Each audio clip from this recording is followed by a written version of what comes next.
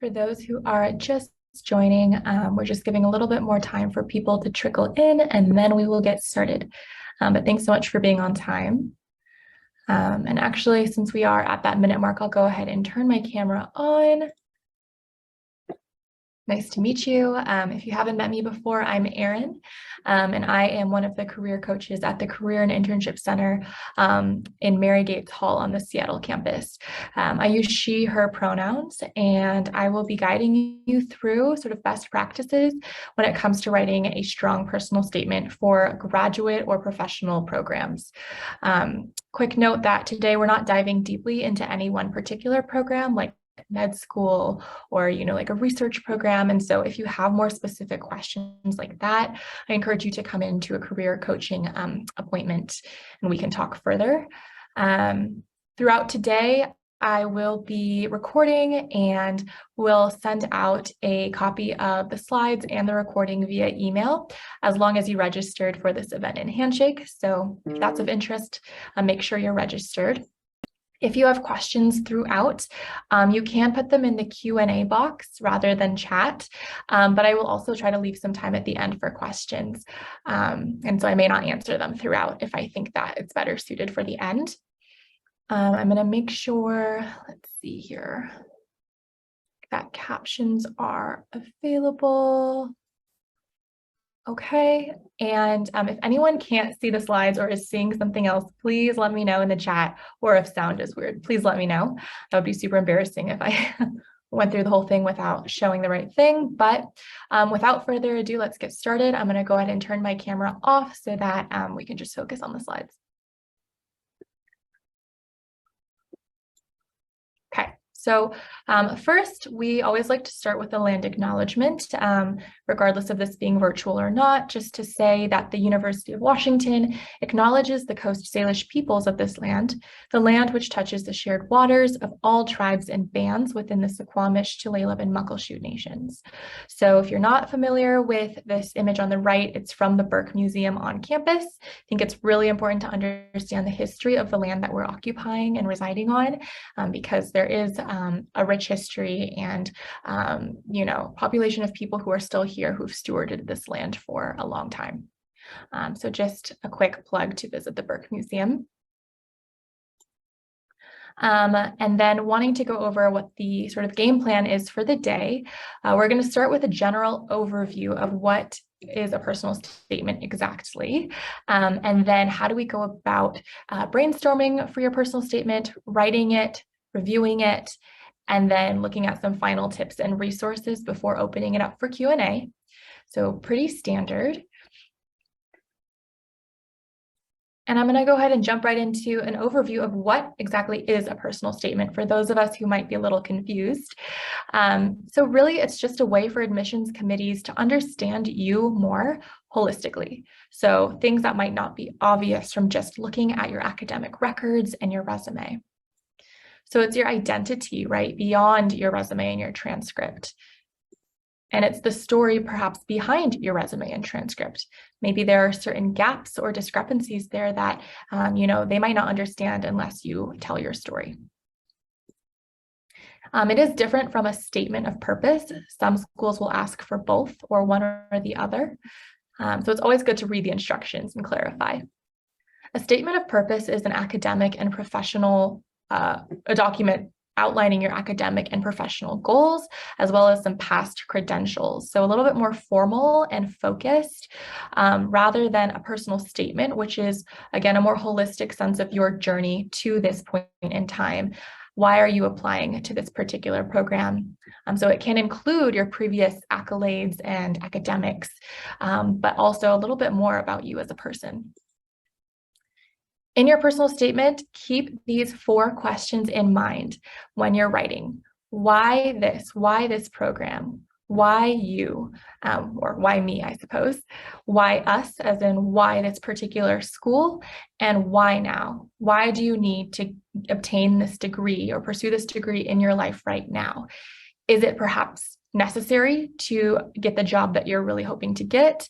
Or maybe, unfortunately, if you don't really know why you're coming right now, grad schools will say maybe you should do a little bit more exploration and reflection before applying to this program. So any good personal statement should answer all 4 of those questions, even if in the instructions they don't explicitly ask this. So before you start writing, right, any good piece of writing ideally starts with a general plan or outline where you can really sort of squeeze out all of the ideas or all of the puzzle pieces before putting them together. So, oops, these were supposed to show up one at a time, so sorry. First, you want to really just get your thoughts down without any judgment. I know a lot of students, when it comes to writing, experience analysis paralysis, where they feel like they need to create this perfect, outstanding document, and they feel like they need to come up with a perfect story on the spot. Good things take time. You know, you have to bake and marinate.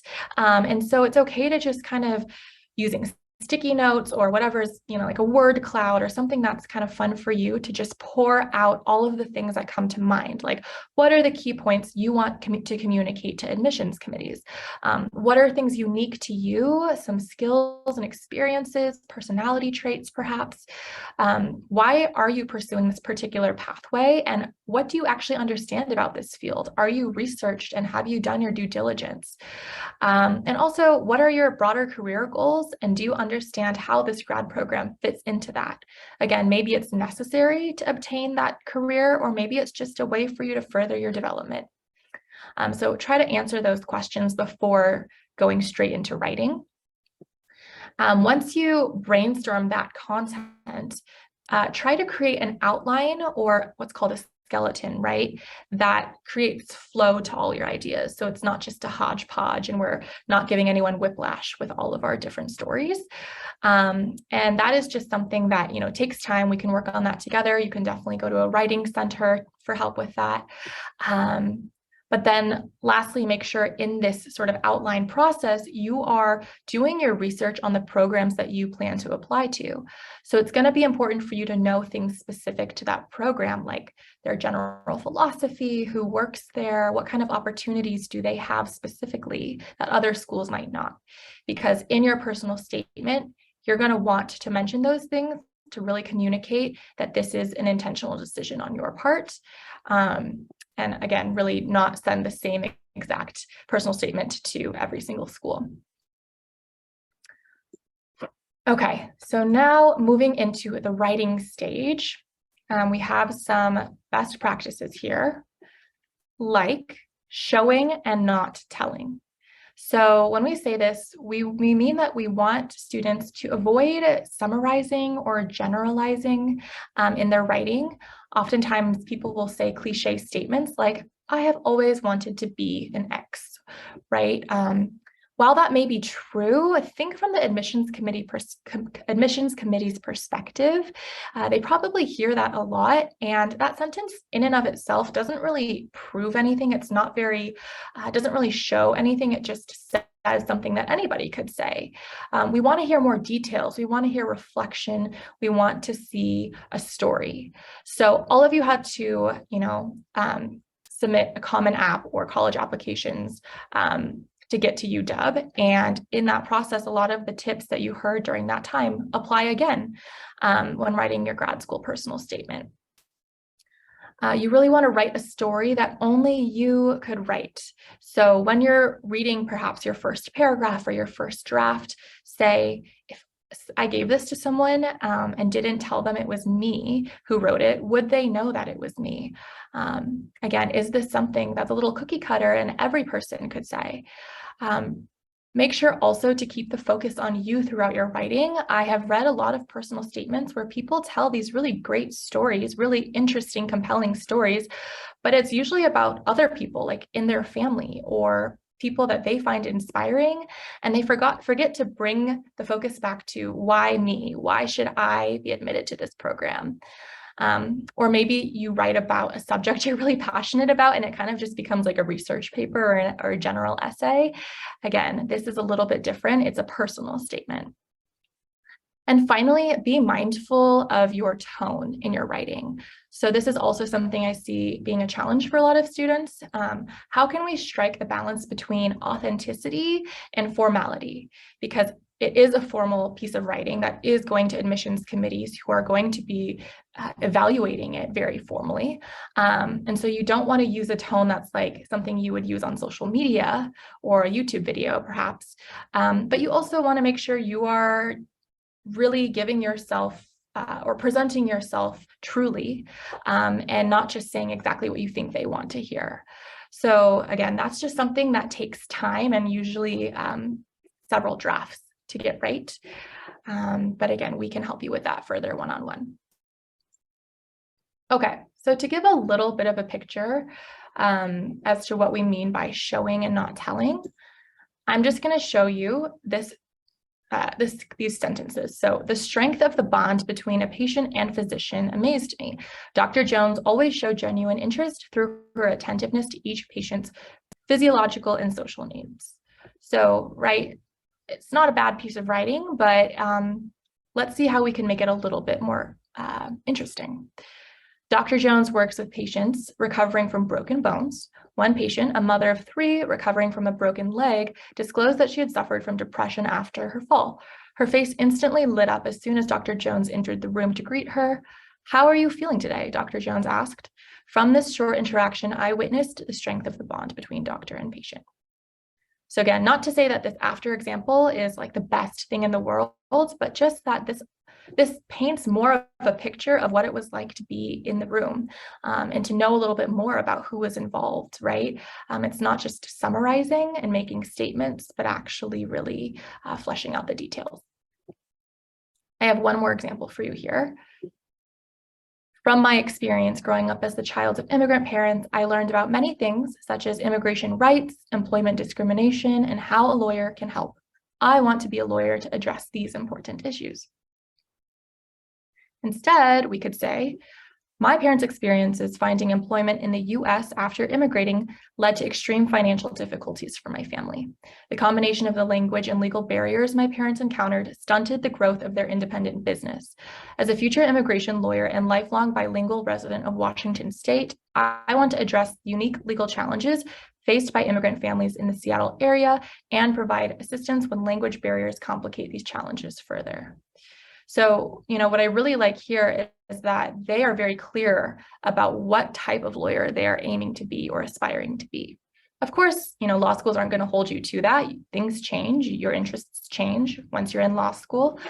But to show that you've given it serious thought and, you want to serve a particular population is going to be more compelling for admissions. And again, these slides will be sent out to you after the workshop. So hopefully, again, the showing and not telling point really sticks with you. But once we kind of move out of that writing stage into, okay, we have a draft, let's now review it.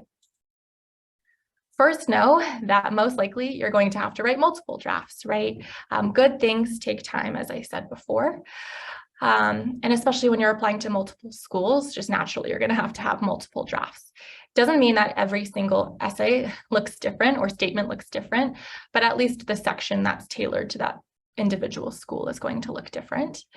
And then as you're, writing drafts, you're ideally asking multiple people to read your writing. I know writing is a very personal thing and to some extent subjective, but if we can get, a pretty broad or sort of diverse audience to read our writing and walk away all understanding the point that we wanted to communicate or the ideas we wanted to communicate, then we can more confidently assume that admissions committees will also understand what we were trying to say. So you can ask, or you should ask, a variety of people, like people who are in the field you're trying to go into, and or professors that you might be, in class with currently, or people you had class with before. Peers or friends, people who know you well and will know whether you're giving yourself enough credit, for example, and also writing centers and career coaches like myself. We have an appointment type called Applying to Grad School where we can review personal statements, but really UW has a lot of writing resources that I will link to you at the end that are specialized in this sort of thing. So do take advantage of them while you are a student on campus. And finally, please, please, please proofread. Read your document aloud. maybe take some time to take a break, come back with fresh eyes.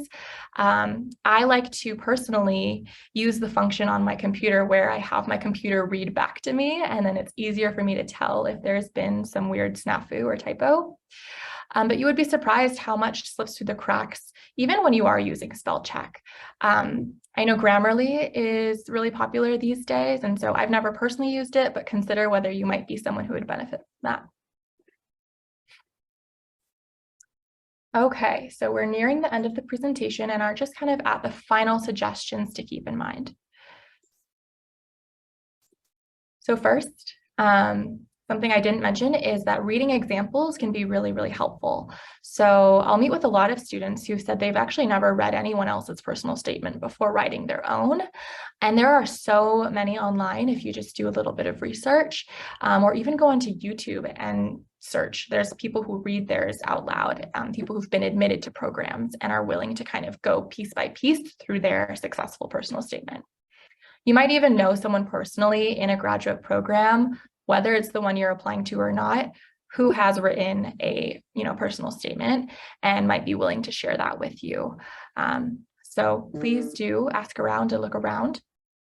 And again, the idea is not to compare and say, my story needs to be more this or more that, but more so to see whether the level of detail or depth that you have in your writing seems to be enough. Second, you want to really read each program's instructions carefully because there might be variations in the prompt or format. So generally a personal statement is known to just, again, be about you and, basically tell us about yourselves. What brought you here? What makes you a good candidate for this program? That's generally what the prompt is going to sound like. But every once in a while, they throw in a creative twist to it. Or want you to address particular factors. So prompt and then looking out for format because, of course, character limits or word count definitely can play a factor in how your essay actually turns out. And that's why you'll probably have to write different drafts. Don't be afraid to email admissions teams directly of the different programs you're applying to with any questions. Again, another thing that a lot of students don't do when I meet with them is they just haven't really fully utilized all of their resources. These teams are there to help you with this process. They want you to apply to their program, right? So any questions you have, just shoot an email.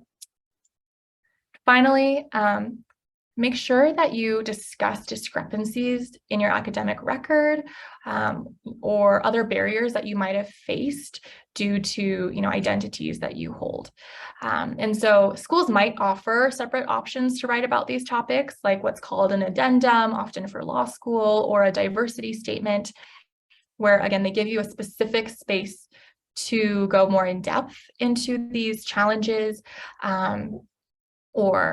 Challenges, but if they don't give you that space and there is something you really want to get off your chest or want them to know about you that they wouldn't otherwise know, see how you can also weave that in. But I think that this is the last slide I had in terms of actual content. This next slide is about resources going forward. And the first one is just the writing resources I mentioned at UW before. So if you click on this link, you will get sent to a very long page, and let me copy and paste this in the chat if possible. A very long page of writing centers or tools that you might be interested in using. And then this is the second one is how to schedule a one-on-one appointment with a career coach, if that would be helpful. They're 30-minute appointments, and we can go over, a personal statement, not just one time, but several times with you. And then finally, these two personal statement guides, I think, are good summaries of what we talked about today with a little bit more information as well. So I sent all of those in the chat. And that is all I had for you today. We have about 10 minutes left. So if any of y'all have questions, feel free to pop them in Q&A or just unmute. Otherwise, feel free to head out and look out for that follow-up email from me. I got a question. How do personal statements and statements of purpose compare to letters of intent? Yeah, that's a good question. There's so many things that all sound very similar, right? So letters of intent, from my understanding, are, again, very, very similar. Letters of intent, I almost kind of think of as cover letters, where the focus is really on what are your intentions or goals after you complete this particular program, whether it's like a residency or, a grad school program. And so ideally, and most likely, if you have a letter of intent, that school specifically should be providing you with instructions that clarify what they're looking for. The goal is never for them to just send you in and confuse you. So again, my understanding is that the three of those things are relatively similar. The nuances are going to depend on that particular program. So just kind of reach out to them if you have any questions. But I don't see any other questions. So I'll probably hang around for another minute or two. And if there's nothing else, I'll go ahead and close this out.